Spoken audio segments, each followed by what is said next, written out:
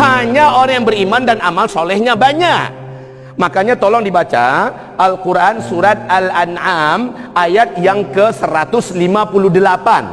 Allah firmankan di situ, hanya orang yang beriman dan yang amal solehnya sebelum itu banyak, ketika terjadi petaka demi petaka besar di fase kita ini, mereka-merekalah yang akan dijaga oleh Allah. Makanya Nabi mengatakan, ayo umatku, jika zaman-zaman seperti itu kalian temukan, tugas kalian seluruhnya adalah berlomba-lombalah, terang-teranganlah, saling memperbanyak amal, kalahkan yang lain, tunjukkan dan jangan sembunyi-sembunyikan lagi beramal. Hari Jumat ini khatib menyuruh, menghimbau kepada seluruh umat Nabi Muhammad di akhir zaman. Ada peluang yang terkuat dalam Al-Quran. Allah katakan bahwa amalan terkuat di akhir zaman adalah solat berjamaah, solat sunat. Yang pertama. Yang kedua, berjuanglah dengan mengeluarkan infak dan sedekah. Alam tara ilal ladzina qila lahum kuffu aydiyakum 'anil qital. Tidakkah kalian lihat kepada orang-orang yang dikatakan kepada mereka, tahan, jangan mau perang, tahan, jangan minta-minta perang.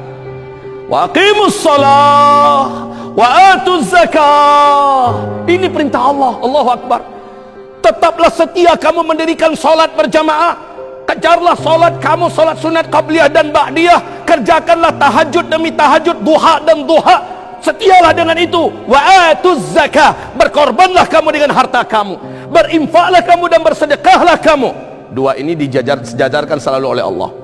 Ternyata ketika orang ini mau melakukan itu, Pak, yang lain jadi jinak, amalan yang lain jadi mulai mudah mengikuti kita. Kita jadi senang baca Quran, kita jadi senang zikir, kita jadi senang menyambung tali silaturahim berkat menjaga sholat berjamaah di masjid dan sholat-sholat sunat di rumah, apalagi tahajud. Kita memiliki kekuatan ruh yang dahsyat. Kemudian pengorbanan yang kita keluarkan dari harta kita ini akan menjadi sumber mental dan energi jiwa yang tidak terbendung. Kaum muslimin yang kami muliakan, ini hari peluang terbesar dibukakan lagi oleh Allah buat kita. One Care insya Allah sedang menggelar suatu acara besar di mana mereka akan mengumpulkan dari orang-orang beriman di akhir zaman. Wakaf 1 juta mushaf, wakaf 1 juta mushaf. Bayangkan, ini Al-Quran dibaca oleh orang, satu huruf dibacanya 10 pahalanya, tambah satu huruf kedua 10 lagi. Berapa yang dibacanya satu halaman, berapa yang dibacanya satu mushaf, satu Al-Quran, dan berapa orang yang membaca, berapa kali dibaca, mengalir pahalanya berlapis-lapis lipat kepada yang mewakafkan Al-Quran itu. Ibarat Allah yang kami muliakan. Dan juga program 1000 pesantren, 1000 rumah tahfidzul Quran.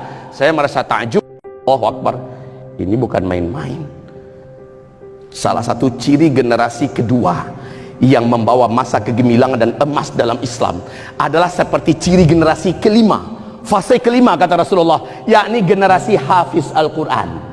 Dan ini sedang digelar di seluruh dunia. Allahu Akbar. Apabila pada hari ini kita bertekad akan menjadikan ada anak-anak hafiz yang mereka adalah dari rahim kita, dari harta kita, apakah bisa dibayangkan seberapa besar mengalirnya pahala-pahala dari Allah? Dapatkah Bapak Ibu bayangkan, Bapak-bapak hamba-hamba Allah bayangkan? Coba Pak, mungkin anak kita tidak hafiz Quran, sudah terlambat, sudah terlanjur, sudah besar-besar anak kita, tetapi ada anak orang lain yang sekolah di tempat yang kita mendirikannya, dididik dari sekolah yang kita membiayainya, lalu dia menjadi hafiz. Bukankah ini termasuk sedekahun jariyah? Bukankah ini termasuk sedekahun jariyah? Sedekah yang akan mengalir terus pahalanya selagi dia mengajarkan Quran, selagi dia membaca Al-Quran, selagi dia terus bersama Al-Quran. Maka kita di akhirat, walaupun bukan anak kandung kita, kita berhak diberikan nanti jubah kemuliaan, mahkota keagungan. Ibarat Allah, akhir zaman ini seluruh kita yang ada, mari, kata Rasulullah SAW dalam Sahih Bukhari dan Muslim, hartamu yang mana lebih kamu sukai? Hartamu yang mana yang lebih kamu sukai? Milik kamu sendiri atau milik orang lain? Sahabat menjawab, tentulah harta milik kami yang lebih kami sukai ya Rasulullah. Kata Nabi, maluka ma qaddamta wa malu ghairika ma akharta. Yang harta milikmu adalah yang kamu kirimkan kepada Allah. Harta kamu adalah yang kamu sedekahkan. Sementara harta yang kamu belikan tanah, kamu belikan rumah, kamu tabung-tabung dari rekening bank kamu jadikan aset usaha, dan ini lalu kamu meninggal, kamu tinggalkan semuanya, itu bukan harta kamu. Yang dihisab kamu, yang bertanggung jawab kamu, yang harta kamu adalah mana yang sudah kamu kirimkan. Maka cerdaslah kita dalam bersikap. Ini akhir zaman, Pak. Energi terkuat setelah sholat adalah infak dan sedekah, adalah wakaf dan hibah. Maka berlomba-lombalah kita ibarat Allah. Ini hari yang mulia, akhir zaman. Kita dibukakan peluang bersama orang-orang yang insya Allah mereka adalah amanah, mereka adalah orang beriman yang akan menyalurkan kebaikan-kebaikan kita, yang akan kita terima nanti hasilnya pada hari kiamat. Badiru bil a'mali fitanan. Ayo berlomba-lombalah. Yang mampu 1000 mushaf satu orang, ambil 1000 mushaf.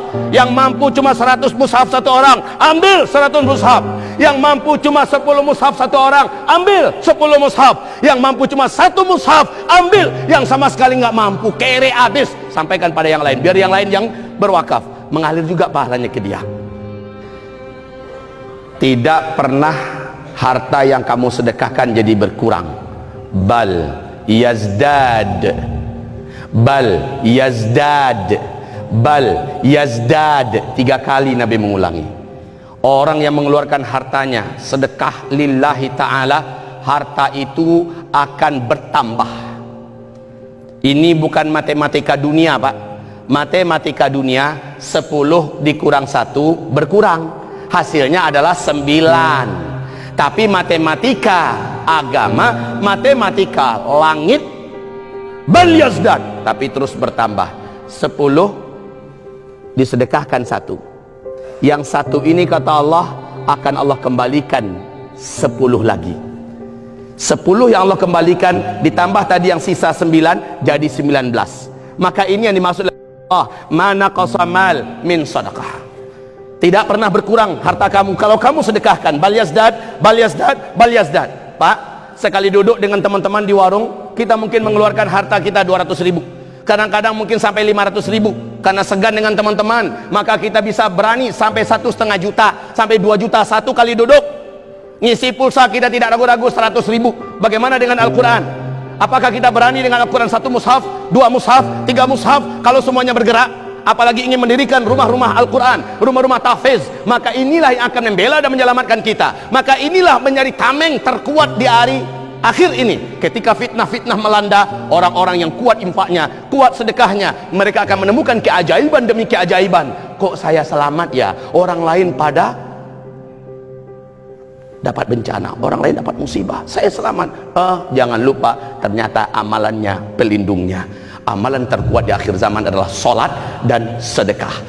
Ibadah Allah, mari berlomba-lomba. Ba'da Jumat nanti jangan pulang, duduk di sini, dengarkan beberapa waktu, kemudian keluarkan, kerok kantongnya semua, tarik semua apa yang ada. Kalau memang ada nomor rekeningnya, kirim. Bismillah ya Rabb, tambahkan harta hamba. Ya Rabb, jadikan ini berbunga. Ya Rabb, jadikan ini penyelamat hamba nanti di akhirat. Sebelum di akhirat, ya Rabb, apabila terjadi petaka-petaka besar di akhir zaman, jadikan harta ini yang hamba sedekahkan ya Rabbana menjadi tameng penyelamat hamba dan keluarga hamba. Bacakan itu doanya. Ya Allah, ya Rabb kami, petaka, bencana dan musibah-musibah sudah mulai nampak begitu nyata dan jelas di hadapan kami. Akan banyak nyawa-nyawa yang berterbangan, akan banyak terjadinya perpindahan besar-besaran ya Rabbal Alamin, dari kehidupan dunia kepada kehidupan barzakh dalam waktu yang terdekat ya Allah.